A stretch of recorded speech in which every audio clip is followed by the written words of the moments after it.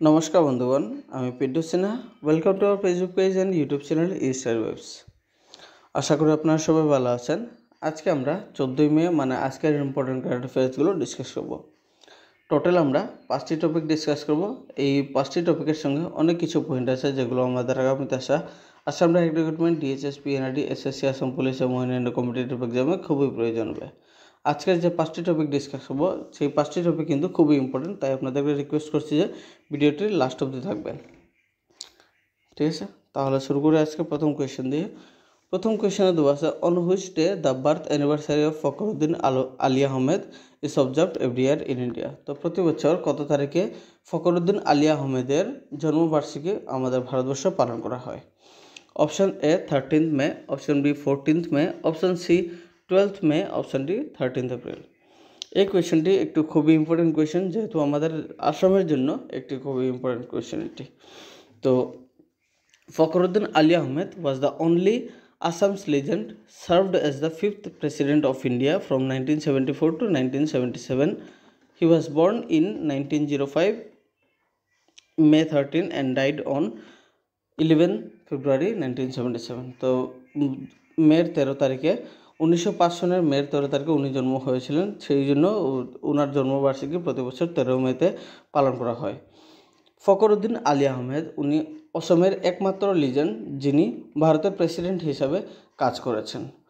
তো উনি যে সময় অ্যাপয়েন্ট হয়েছিলেন, উনি 5 নম্বর প্রেসিডেন্ট হিসাবে উনি অ্যাপয়েন্ট হয়েছিলেন ভারতের এবং 1974 সনে উনি প্রেসিডেন্ট হয়েছিলেন আমাদের ভারতের, এবং 1977 সনে উনি মারা যান। তারপরে 1977 সনেই ওনার কার্যকাল শেষ হয়ে যায়।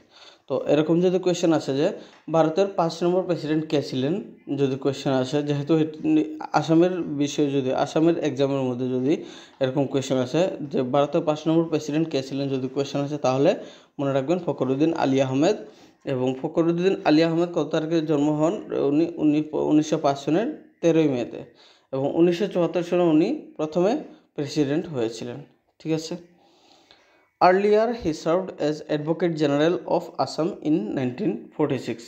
তো আমাদের অসমের অ্যাডভোকেট জেনারেল হিসাবে উনি কাজ করেছেন 1946 সনে। তারপরে 1966 সনে উনি ভারতের ক্যাবিনেট মিনিস্টার পদে উনি নিযুক্ত হন। তখনকার সময় ইন্দিরা গান্ধী প্রাইম মিনিস্টার ছিলেন, তো উনি তাকে অ্যাপয়েন্ট করেন। ঠিক আছে। তো এরকম যদি কোয়েশ্চেন আসে যে ফখরুদ্দিন আলী আহমেদ কত সনে ক্যাবিনেট মিনিস্টার হয়েছিলেন ভারতের, যদি কোয়েশ্চেন আসে তাহলে 1966 হবে। এবং কে অ্যাপয়েন্ট করেছিলেন, যদি কোয়েশ্চেন আসে তাহলে ইন্দিরা গান্ধী হবে। আরেকটি পয়েন্ট এখানে দিয়ে দিয়েছি, Fakhruddin Ali Ahmed was the president of India at the time of third national emergency in 1975। আমরা সবাই জানি যে ন্যাশনাল ইমার্জেন্সি 3বার হয়েছিল, 1962 সনে, 1971 সনে, 1975 সনে। তো 1962 সনে চাইনা ওয়ারের সময় হয়েছিল, এবং 1971 সনে ইন্ডিয়া পাকিস্তান ওয়ারের সময় হয়েছিল, এবং তারপরে ন্যাশনাল ইমার্জেন্সি 1975 সনে যে হয়েছিল। তখনকার সময় 1975 সনে যে সময় ন্যাশনাল ইমার্জেন্সি হঠাৎ ইন্দিরা গান্ধীর দ্বারা যে সময় ঘোষণা করা হয়েছিল, তখনকার সময় প্রেসিডেন্ট ছিলেন ফখরুদ্দিন আলী আহমেদ। ঠিক আছে। তো এরকম যদি কোয়েশ্চেন আসে যে 1975 সনের ন্যাশনাল ইমার্জেন্সি বা থার্ড ন্যাশনাল ইমার্জেন্সির সময় ভারতের প্রেসিডেন্ট কে ছিলেন, যদি কোয়েশ্চেন আসে তাহলে ফখরুদ্দিন আলী আহমেদ হবে। এবং প্রাইম মিনিস্টার কে ছিলেন, যদি কোয়েশ্চেন আসে তাহলে আপনারা মনে রাখবেন ইন্দিরা গান্ধী ছিলেন। ঠিক আছে। তো এখানে আনসার হবে অপশন এ 13th মে। এখন আমরা যাই কোয়েশ্চেন নাম্বার 2তে। কোয়েশ্চেন নাম্বার 2তে দেওয়া আছে, recently India উইথড্রস all military personnel from which country. তো রিসেন্টলি আমাদের ভারত গত 10 তারিখে উইথড্রল করেছে আমাদের যতগুলো মিলিটারি আছে, কোন দেশ থেকে যতগুলো মিলিটারি আছে তাদেরকে ফিরিয়ে এনেছে? Option A Myanmar, option B Maldives, option C Malaysia, option D Monaco. India has completed the withdrawal of its military personnel from Maldives recently. The Maldives is the smallest country in Asia. তো Maldives আমাদের এশিয়ার সবচেয়ে ছোট দেশ। তো Maldives থেকে আমাদের Maldives থেকে যতগুলো আমাদের ভারতের সেনা ছিল তাদেরকে সবাইকে ফিরিয়ে এনেছে। যে আমরা গত কয়েক মাস ধরে আমরা জানি যে মালদ্বীপস এবং ভারতের সম্পর্ক খুবই খারাপ চলছে, তাই মালদ্বীপস গভর্নমেন্টে লাস্ট ডেট দিয়েছিল মের 10 তারিখ পর্যন্ত আমাদের ভারতের যতগুলো আর্মিগুলো আছে তাদেরকে ফিরিয়ে আনার জন্য। তো গত 10 তারিখে লাস্ট ডেট ছিল, গত 10 তারিখে সবাইকে ফিরিয়ে এনেছে। ঠিক আছে, তো মালদ্বীপসের ক্যাপিটালের নাম আমি এখানে দিয়ে দিয়েছি। মালদ্বীপসের ক্যাপিটালের নাম মালে এবং কারেন্সির নাম মালদ্বীভিয়ান রুপিয়া। কারেন্সির নাম মালদ্বীভিয়ান রুপিয়া। আরেকটি পয়েন্ট এখানে আছে যে মালদ্বীপসের প্রেসিডেন্টের নাম মুহম্মদ মুইজু। মনে রাখবেন মালদ্বীপসের প্রেসিডেন্টের নাম কি, যদি কোয়েশ্চেন আসে তাহলে মুহম্মদ মুইজু হবে। ক্যাপিটালের নাম মালে এবং কারেন্সির নাম মালদ্বীভিয়ান রুপিয়া। ঠিক আছে, তো এখানে আনসার হবে option B, Maldives. Question number 3তে দেওয়া আছে, which famous books of India included in the UNESCO's memory of the world Asia Pacific regional register recently. এই কোয়েশ্চেনটি খুবই important question. UNESCO's memory of world Asia Pacific regional register,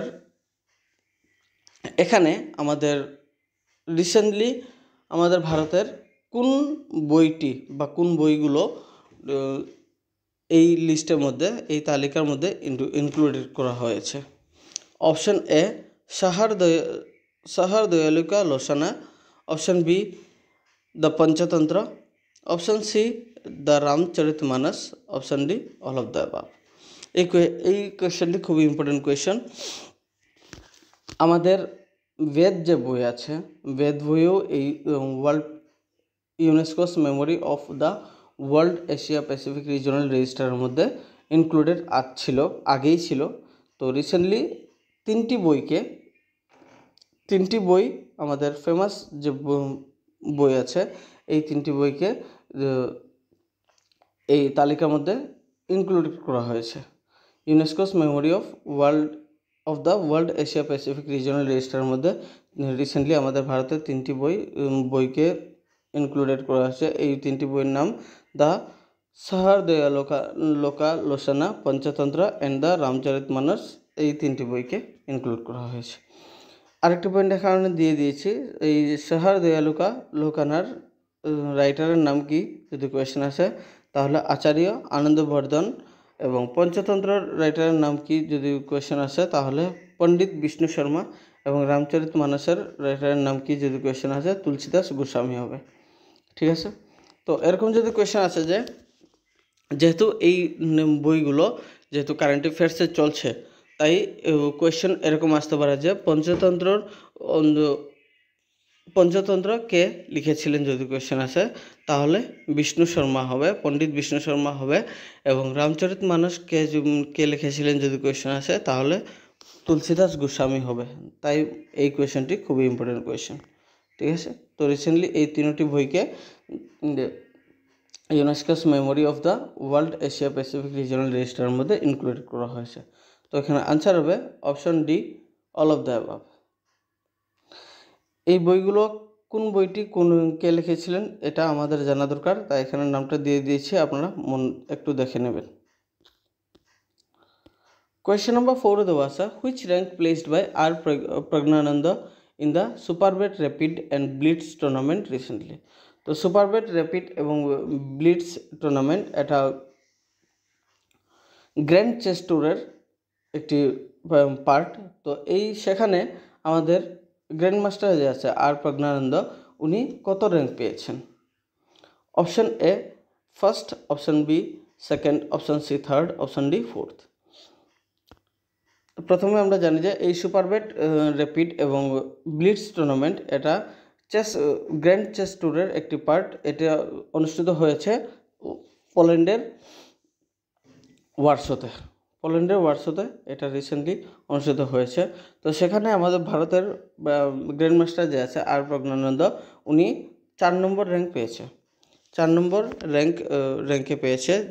সেখানে Magnus Carlsen, এখানে আমি 3-4টি নাম দিয়ে দিয়েছি। তারা কোন দেশের বিলং করে সেটাও আমি দিয়ে দিচ্ছি। এবং যদি এরকম ভবিষ্যতে যদি কোনো কোয়েশ্চেন যদি আসে যে ম্যাগনাস কার্লসন উনি কোন দেশের খেলোয়াড় বা উনি কোন খেলার সঙ্গে জড়িত, যদি কোয়েশ্চেন আসে তাহলে চেস হবে, তাই এখানে আমি দিয়ে দিয়েছি। ম্যাগনাস কার্লসেন উনি নরওয়ের খেলোয়াড়। উনি প্রথম স্থান পেয়েছে জেন কিরজিস্টফ ডুডা এই নামটি মনে রাখবেন। উনি দ্বিতীয় পদ পেয়েছেন। উনি পোল্যান্ডের খেলোয়াড়। এবং ওয়েই উনি চায়নার, উনি তৃতীয় পদ পেয়েছেন। তো এরকম যদি কোয়েশ্চেন আসে যে উনি কোন খেলার সঙ্গে জড়িত বা কোন দেশের খেলোয়াড়, যদি কোয়েশ্চেন আসে চেস হবে আনসার, এবং চায়না দেশের খেলোয়াড়। বা জেন কিরজিস্টফ ডুডা উনি কোন খেলার সঙ্গে জড়িত, কোয়েশ্চেন আসে তাহলে চেস হবে। এবং কোন দেশের খেলোয়াড় যদি কোয়েশ্চেন আসে তাহলে পোল্যান্ড হবে। তাই এখানে নামগুলো দিয়ে দিয়েছি। তো এই টুর্নামেন্টের মধ্যে, এই সুপারবেট র্যাপিড এবং ব্লিটজ টুর্নামেন্টের মধ্যে ম্যাগনাস কার্লসেন প্রথম স্থান পেয়েছে। জেন কিরজিস্টফ ডুডা উনি দ্বিতীয় স্থান রয়েছেন।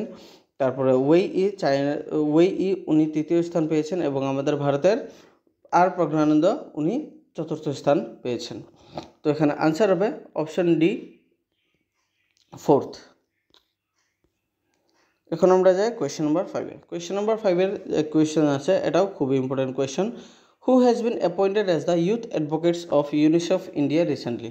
তো youth advocates of UNICEF India এই যে পদ আছে, এই পদটি আমাদের ইউনিসেফ ইন্ডিয়ার প্রথমবারের মতো অ্যাপয়েন্ট করেছে।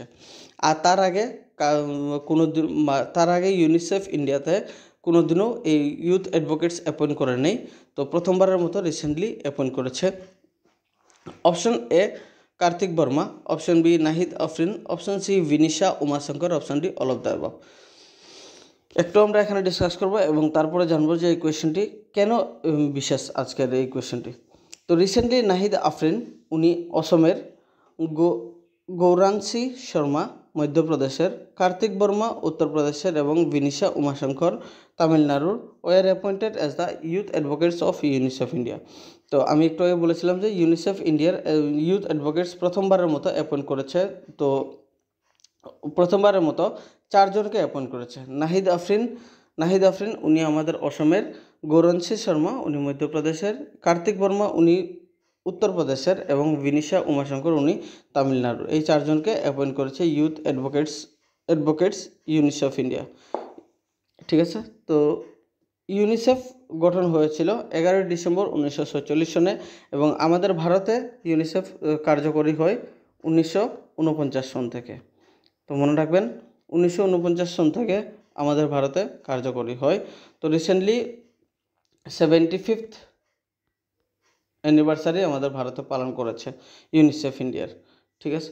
তো ইউনিসেফের হেডকোয়ার্টার কোন জায়গায় আছে? New York city, new York, USA new ইয়র্কে যে ইউনিসেফের হেডকোয়ার্টার আছে। ইউনিসেফের রিসেন্টলি অ্যাপয়েন্ট করেছে ইউনিসেফ ইন্ডিয়ার অ্যাম্বাসেডর কাকে অ্যাপয়েন্ট করেছে? করিনা কাপুর খান। সে বিষয়ে আমরা আগে ডিসকাস করেছিলাম, তবুও আমি এখানে দিয়ে দিচ্ছি জিনিসটা ক্লিয়ার করার জন্য। ঠিক আছে। তো এরকম যদি কোয়েশ্চেন আসে যে ইউনিসেফ কত সনে গঠন হয়েছিল? 1947 হবে। ইউনিসেফের হেডকোয়ার্টার কোন জায়গায় আছে? নিউ ইয়র্ক হবে। ইউনিসেফের বর্তমান ইউনিসেফ ইন্ডিয়ার অ্যাম্বাসেডর কে আছে যদি কোয়েশ্চেন আসে তাহলে করিনা কাপুর খান হবে।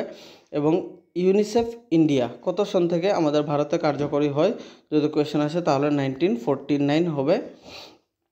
তো রিসেন্টলি 4 জন ইউথ অ্যাডভোকেটস অ্যাপয়েন্ট করেছে ইউনিসেফ ইন্ডিয়ার। তার মধ্যে নাহিদ আফরিন উনি আমাদের অসমের, গৌরাংশী শর্মা মধ্যপ্রদেশ, কার্তিক বর্মা উত্তরপ্রদেশ এবং ভিনিশা উমাশঙ্কর উনি তামিলনাড়ুর। এই নাহিদ আফরিন যে অসমের, সেই জন্য এই কোয়েশ্চেনটি খুবই ইম্পর্টেন্ট কোয়েশ্চেন হয়েছে আমাদের আজকের। তো এখানে আনসার হবে option D, all of the above. এখন আমরা যাই আজকের কোয়েশ্চেন শব্দের প্রথম কোয়েশ্চনে দেওয়া আছে in which year Fakhruddin Ali Ahmed became the 5th president of India? কত সালে ফখরুদ্দিন আলী আহমেদ ভারতের 5ম প্রেসিডেন্ট হয়েছিলেন? Option A 1974, option B 1975, option C 1976, option D 1977। Question number 3-তে দেওয়া আছে which is the capital of Maldives? তো মালদ্বীপসের ক্যাপিটালের নাম কি?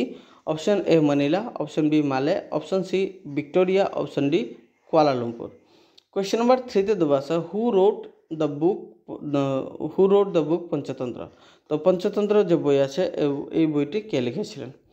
Option A Pandit Vishnu Sharma, option B Tulsidas Goswami, option C Acharya Anandavardhana, option D Acharya Shankaracharya. Adi Shankaracharya হবে, এখানে আদি শঙ্করাচার্য হবে। তো এই তিনটি কোয়েশ্চেনের আনসারগুলো আপনারা দিয়ে দেবেন এবং যাদের আনসার কারেক্ট হবে তাদের নামগুলো আমি নেক্সট ভিডিওতে মেনশন করে দিয়ে দেবো। তো এই তিনটি কোয়েশ্চেন আপনাদের দিতে অসুবিধা হবে না, যেহেতু আমরা একটু আগে ডিসকাস করেছিলাম ভালো মতো, তাই আপনারা এই আনসারটি দেওয়ার চেষ্টা করবেন। এখন আমরা যাই আমার লাস্ট ভিডিওর কোয়েশ্চেন শব্দের আনসারগুলো করতে। প্রথম কোয়েশ্চেনে ছিল which is the capital of Croatia? তো ক্রোয়েশিয়ার ক্যাপিটালের নাম কি? জাগ্রেব। ক্রোয়েশিয়ার ক্যাপিটালের নাম কি? জাগ্রেব। কোয়েশ্চেন নাম্বার 2তে দেওয়া আছে who has become the first place in javelin throw event in the Doha Diamond League meeting recently? তো জেভলিন থ্রোর মধ্যে ডোহা ডায়মন্ড লিগে জেভলিন থ্রো ইভেন্টের মধ্যে প্রথম স্থান কে পেয়েছেন? তো এখানে আনসার হবে জাকুব বেডলেচ প্রথম স্থান পেয়েছেন, নীরজ চোপড়া সেখানে দ্বিতীয় স্থান পেয়েছেন। কোয়েশ্চেন নাম্বার 2তে দেওয়া আছে in which year the first edition of exercise Shakti was held? তো কত সনে এক্সারসাইজ শক্তি ইন্ডিয়া এবং ভারতের আর্মির মধ্যে এই এক্সারসাইজটি যে হয় রিসেন্টলি গতকালকে থেকে শুরু হয়েছে এক্সারসাইজ 7th এডিশন, এক্সারসাইজ শক্তির 7th এডিশন গতকালকে থেকে শুরু হয়েছে। তো এখানে কোয়েশ্চন হলো যে এক্সারসাইজ শক্তির প্রথম এডিশন কোন জায়গায়, কত সন থেকে শুরু হয়েছে বা কত সনে হয়েছিল? তো এখানে আনসার হবে অপশন এ 2011 হবে। ঠিক আছে, আজকে ভিডিওটা এখানে শেষ করলাম। যদি ভিডিওটি ভালো লাগে তাহলে লাইক করবেন, শেয়ার করবেন এবং চ্যানেলটা সাবস্ক্রাইব করবেন। আমার ফেসবুক পেজে গিয়েও পেজটি ফলো করে দেবেন। আপনাদের মধ্যে অনেকজনে আছে আমার ভিডিওটি দেখার পরে চ্যানেলটা সাবস্ক্রাইব করে নেয়, পেজটা ফলো করে নেয়, ভিডিওটি শেয়ার করে নেয়, লাইক করে নেয়। তাই আপনাদেরকে রিকোয়েস্ট করছে যে কাইন্ডলি এই কাজটি করবেন না দয়া করে। আমিও খুবই মোটিভেটেড হয়ে যাই যদি আপনারা এই চ্যানেলটা সাবস্ক্রাইব করেন, ভিডিওটি লাইক করেন, শেয়ার করেন, যদি আমিও নিজে খুবই মোটিভেটেড হয়ে যাই। তাই আপনাদের রিকোয়েস্ট করছি যে এই ফলো করে দেবেন, শেয়ার করে দেবেন এবং চ্যানেলটা সাবস্ক্রাইব করে দেবেন। ধন্যবাদ।